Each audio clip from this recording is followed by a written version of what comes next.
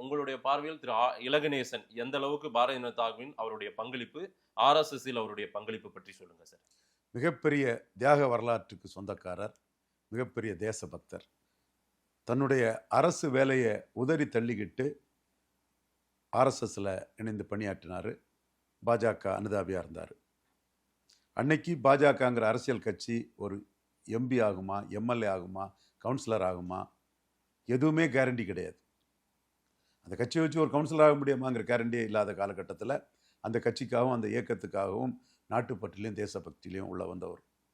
அப்போ அவர் எப்படி வாரன்னு சொல்கிறாருன்னா, இதே மாதிரி வந்த இன்னொரு தியாக செம்மல் ஐயா ராமகோபாலன்ஜியை பார்த்து வந்ததாக சொல்கிறார். ராமகோபாலன்ஜி ஒரு இன்ஜினியர்.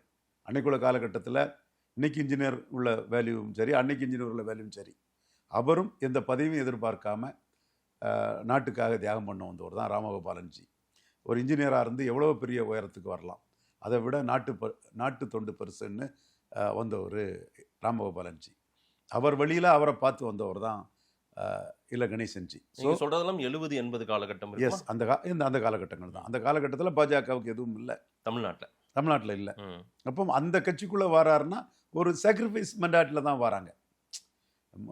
முழுக்க தியாகத்துக்காக தான் வராங்க. தங்களோட வாழ்க்கையை நாட்டுக்காக அர்ப்பணிக்கிறதுக்கு தான் அந்த இடத்துக்குள்ளே வர்றாங்க. அப்படி வந்தவர் தான் இலகணேசன்ஜி.